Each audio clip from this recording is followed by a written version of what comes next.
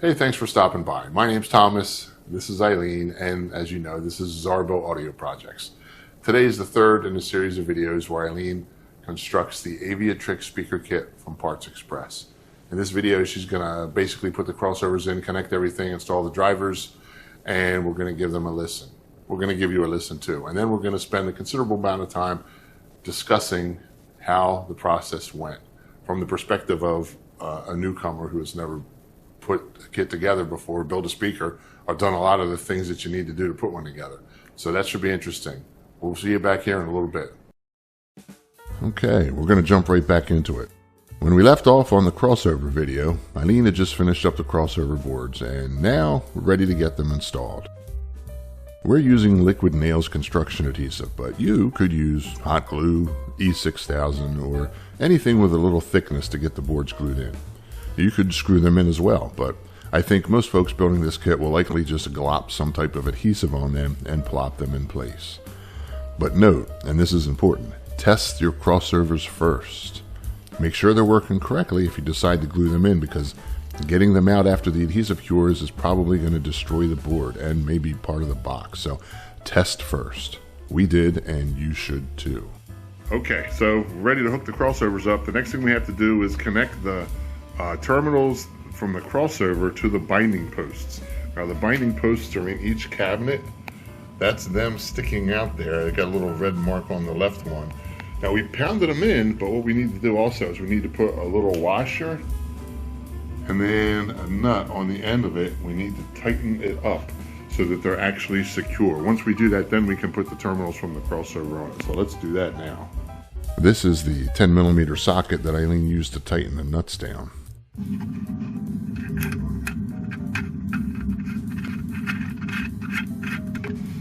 I'm going to tighten. You know, I find the sound of all of this surprisingly interesting. Okay, got the washer.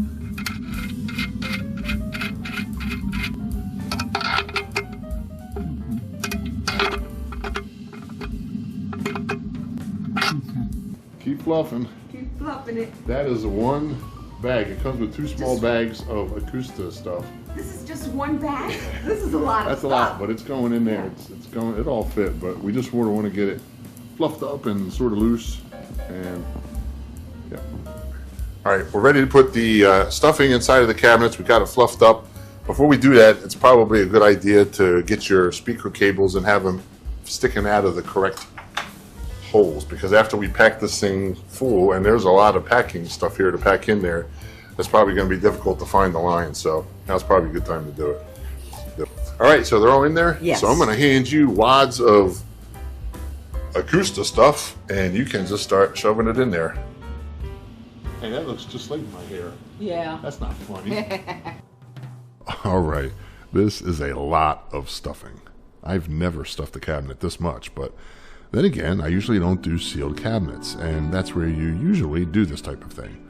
And in the end, after listening to it, spoiler alert, it does sound appropriate. So, yep, just keep on stuffing. All right, we've got all the Acoustica stuff in there. We're ready to connect the drivers.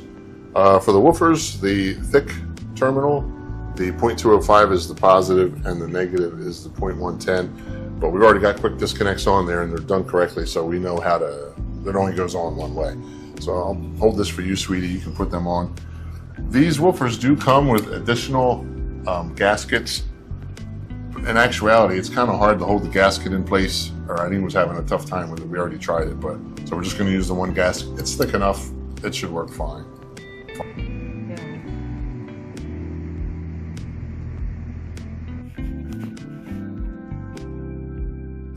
It can go face out or face in. It doesn't matter. It doesn't matter. Yep, however it works, however it fits. The only thing you ever really have to worry about is it fitting snug.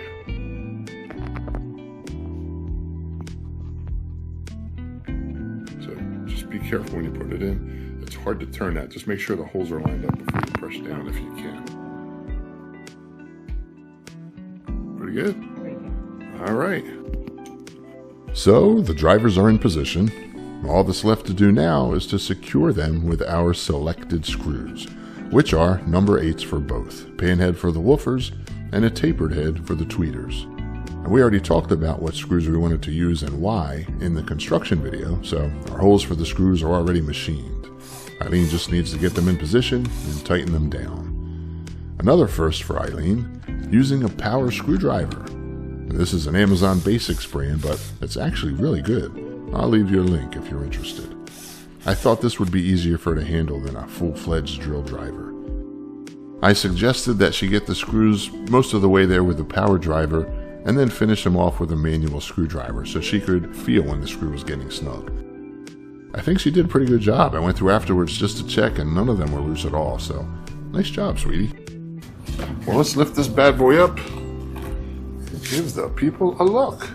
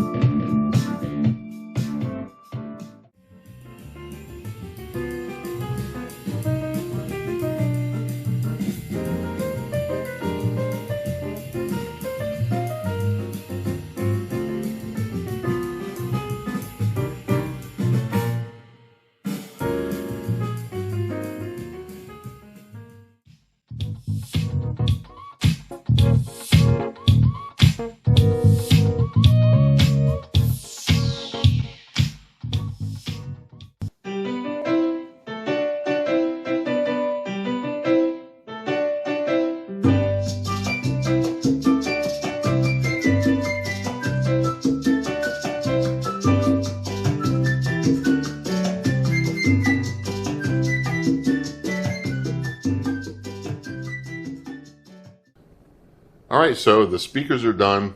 We've got one of them sitting here. They look really nice. I know you're proud of them. We gave them a listen and both agreed that they sounded really good. Yes. They're airtight. I pushed on both of the cones at the same time. There was a lot of pressure. As the kit comes, everything was machined really well. Yes, precise, yeah. We used... I didn't read a lot about how to put it together, but there's not a lot of information that they give you. It's pretty much self-explanatory. It can really only go together one way. But we used tape, and at that, just blue painter's tape. Yeah. And that held it just fine as far as holding things together until the glue dried. Looks good. They were just needed a light sanding to get things smooth and flat and even. But so you had used a number of tools for the first time. A drill to drill holes for the holes for the drivers and the binding posts. You'd use a sander for the first time, never did that before. A saber saw to cut the panels out for the crossovers. So how did you find that experience? Well, it was both scary and exciting. I mean, it made me happy to use the tools. Yeah, it felt good. Yeah. It is fun using power tools. And it's scary too. Yeah. I mean, you get used to it. Like, you start off with a drill, then you go to the saber saw. You're like, let me try a bandsaw. And you try the bandsaw. Like, maybe I'll get a miter saw. And that thing sounds like it's trying to kill you. Oh, but then let me try a table saw. Before you know it, you got all this stuff, and you got router bits this big swinging around inches from your hands, and you're in over your head at that point. But I'm glad you weren't afraid of it. And I tried to give you a little bit of safety talk before, but as we learned from cutting the crossover board, when you cut a nice straight line, it was you cut it, not along the line though.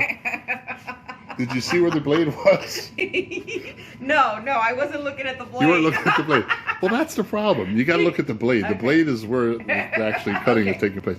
I didn't tell you everything. I thought you knew some stuff, but I think you did a great job. Thank you. You handled a lot of tasks for the first time, and you had never done these things before, and you did a nice job. I mean, you were able to do it. Yeah, but you were by my side. Yeah. I was, but you did it. I mean, I helped with one crossover, and that's another thing. I'm sure people are going to some people might get upset. Oh, she didn't build everything. Yeah, so what? You did solder one whole crossover together. I did the other one. It was just easy to do it that way. Yes. It just made sense. Side by side. Yeah. How was I going to tell you just with words to do something without physically showing you? It just didn't make any sense. So, but as far as the kit was concerned, the enclosure itself, good, top notch, right? Yes, accurate cuts. It was good. Yeah. Even the woofers, I noticed when you dropped them in to get ready to mark for the screw holes, it just went in just perfect. Yes, it was like no play. and it was tight. Yeah, it was tight. Yeah, it was just Yep. right. So that was a good process. The crossover. Now it surprised me what you said about the crossover, that when it got time to do that, we got the schematic out and the crossover bits out. Yeah, on paper, you know, I could see the schematic. As long as I knew what the symbols represented, I could line up the components. So that I could do. It was kind of like a mystery, kind of like math, figuring out an equation. So trying to figure out how to put that thing together. Yeah, it like is a little bit of a puzzle. Yeah. It's a little challenging. But yeah, you like that. And I didn't think you'd like that at all, but she likes math, so I guess that sort of fits in with that. Yeah, but I didn't like soldering. You didn't like soldering. Well, soldering is hot, and you've got your hand next to something hot enough to melt metal. So, and it's smoky. We used flux on everything just to make the process go smoother. I think a little flux on things usually just helps, especially when you got a bunch of wires. I mean, at one point you had like 5 things coming in, and then a wire, and then another wire wrapped around. You got this big old tree trunk of copper and steel there, and you got to get that all heated up. But you did a good job with that. I gave you a little primer on how to solder, but you really managed it very well. Thank you. But you didn't like that. It was hard to keep it straight. Yeah. But the act of actually soldering, you didn't really enjoy. No, not really. All the wires coming in. And no, not really. Not the wires, not the soldering, the heat. No, I didn't really enjoy that part of it. Okay. Well, that's fair. And that's where I needed you the most. Yeah. Now that they're done, we've had a chance to listen to them. What are your thoughts on the sound? Well, we went upstairs and we listened to them, and I really liked what I heard, and I could hear the vocals pretty good, and we listened to water, like a waterfall, and it was very crisp, very clear. Yeah. We listened to some songs, but we also listened to some, I don't know, sound effects, soundscapes kind of things, sounds from nature, something where you can close your eyes and almost pretend you're there. I was running them with a 50 watt per channel Dayton 2.1 amplifier. It actually probably needs a few more watts than that to really get going. I don't think I pushed them as hard as they could be pushed, but they do sound impressive. The reference series tweeter is a really good tweeter. And I'm familiar with these drivers in the smaller format. I've used the ND91s and the ND105s. I have not used these yet, and they're really nice. This is sealed. You and I are used to, you said the bass wasn't quite maybe what you were expecting, but of most of the speakers that I've made, they either have a passive radiator or a vent. I don't even know that I've ever designed one that was sealed. I have, but very, very few, and it's been a while. Well, we're surrounded by subwoofers here, so I'm used to the boom boom. This is the land of bass. Everything has a subwoofer around here. My transistor radio has a transistor subwoofer. Not really, but it probably would if I had one. But so the sealed cabinet rolls off a little earlier, but still, the specs are down to 40 hertz or so. So it still has presence down low. But yeah, overall, the sound's really nice. The crossover's dialed in really nice. They do sound good. They're definitely worth the $300. If you were to try to go retail, buy something with 2 woofers like this and a tweeter, and for $300, I don't think you could do it. But the fact that you can put your own hands on it and do it yourself, and that the cabinets are so nicely machined that you can only use a little bit of tape to hold them together, really, really makes this a nice kit to put together, I think. This kit retails for about $300. It's $299 and change, I think. Parts Express, thank you. They gave us a discount on this. Thank you. I appreciate that. It makes it easier to do stuff like this when you don't have to buy everything at full price. Definitely. But for $300, do you think this represents a good value? Definitely, yes. Yeah. I would do it again, yes. So what it doesn't include, the kit does not include screws to mount the drivers. Screws, wires. It does not include a wire. Circuit board. And a board for the crossover. Right, so right. This being a kit, some people think it's just going to include everything, literally. If you look at the reviews are almost completely, totally positive. as they should be. It's a wonderful speaker. It is. There was one or two that said, no, I can't finish it because I don't know how to do a crossover. And I understand that. Some people, when you think of a kit, I think of a kit that I had as a kid, with a car where all the pieces there, you just put the glue on, you put the thing together, and it came with everything. Right. This doesn't necessarily come with everything. Parts Express sells a great number of kits, and they have a wide range of what they include. There are kits that they have that are completely where the cabinet's assembled and finished. You just have to put it together. Everything's there. They have kits that are a lot less than that you have to supply your own cabinets. For example, this AviaTrix kit, you can purchase this in kit form, but without the cabinets. So if you want to make your own cabinets or make curved back cabinets or something like that, which is something I might be inclined to do, you can do that. You don't have to have the wood part with it, so you can still get a little discount and get all the components in one click. But that's a nice option. Yeah. So, but they have a lot of different ways that you can buy the kits. Some of them include printed circuit boards for the crossover, such as the C-Note kit that comes with a printed circuit board to attach the crossover components to. That would have helped me. That would have helped you in this case. Yeah. Yeah. I think the Overnight Sensations comes that way too. The Overnight Sensations kit, I think that's $160.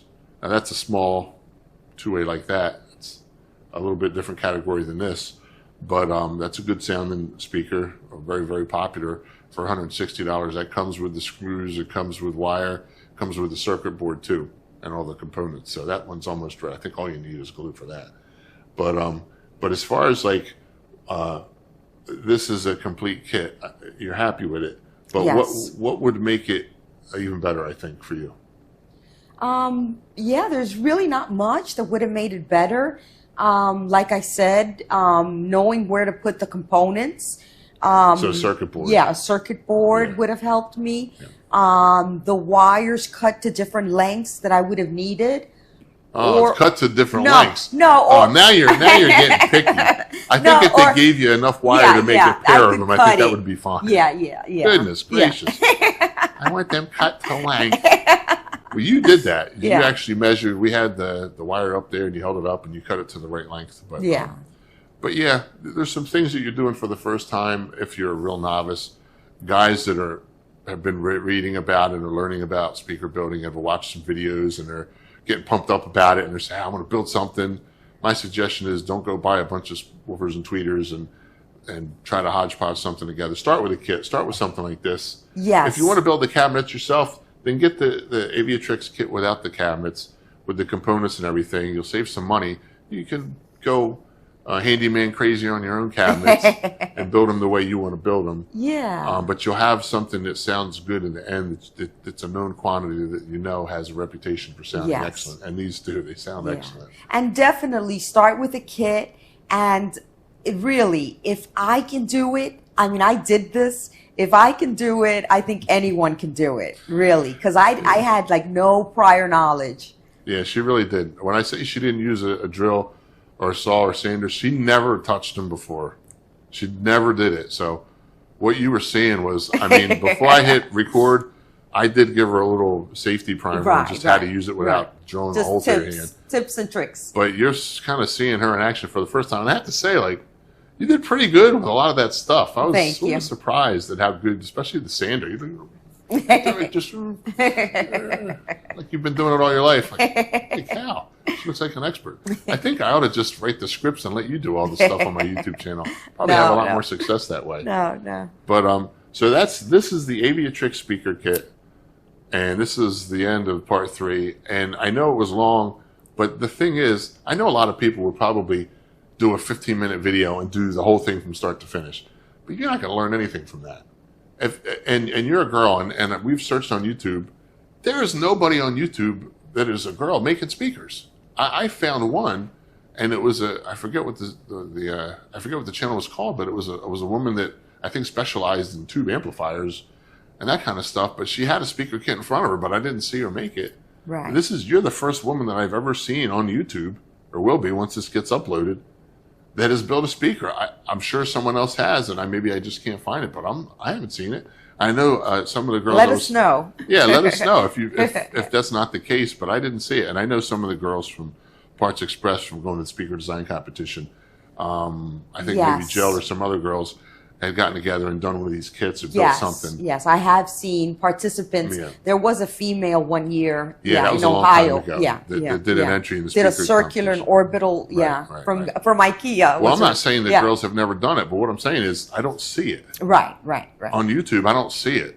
You're going to be one of very few, if not the only one, that's ever sat there and built a whole speaker from start to finish with your own two female hands. So, having said that, you did a nice job. They came out really nice. I think the work you put into taking your time and doing it right really paid off because they are beautiful speakers. And I think we will probably never get rid of these because they are speakers that you built. And everybody knows the first speakers you built, if they turned out good, then you probably don't ever want to get rid of them. So nice job. So this has been the AviaTrix kit from Parts Express. There's going to be links in the description if you want to pick it up.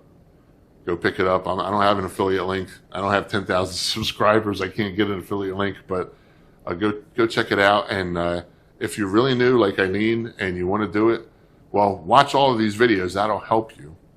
But also check around the Parts Express Tech Talk forum. You're going to get some good information there.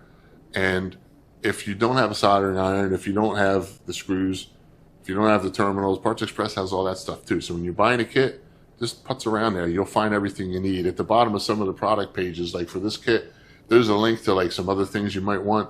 Maybe you want to cover these in veneer. They sell veneer. It's good stuff too. They sell glue. You can buy the wood glue there.